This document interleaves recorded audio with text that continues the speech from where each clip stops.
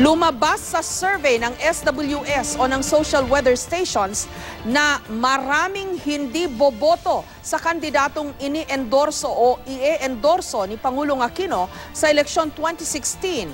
Ang survey na yan ang kaparehong survey na kinumisyon ng isang negosyante mula sa Davao.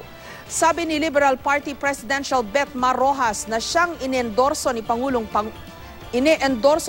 Aquino, mali ang survey. May report si Salima Refran.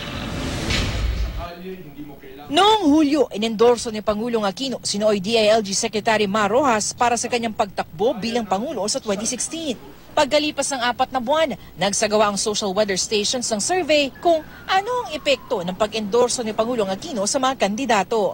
Tinanong ang 1,200 respondents sa buong bansa noong November 26 to 28 kung malamang bang iboboto, malamang na hindi iboboto o walang epekto sa boto kung magre-rekomenda ang ilang personalidad ng isang kandidato.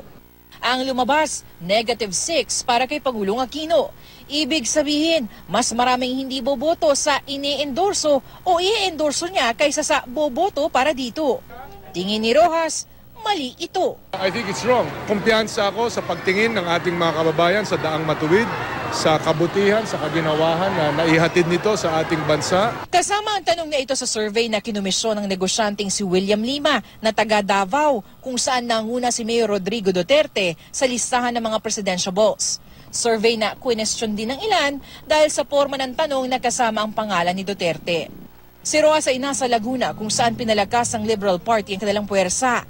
Nakipagkoalisyon ito sa Nationalista Party kaya iisa ang kanilang kandidato para sa pagkagobernador, si Governor Ramil Hernandez. Pero tig-isa ang ilalaban ng mga partido sa pagka-vice-gobernador, ang incumbent Vice Governor na si Karen Agapay ng NP at Board Member Angelica Jones ng LP. Napakapalad ng Laguna, dalawa ang vice-gobernador. Magkakaharap ni Hernandez sa gubernatorial race sina E.R. Ejercito ng una, Berlin Alberto ng Partidong Bagong Maharlika at independent candidates na sina Nemencio Sucano at George Antonio Henaro Ejercito.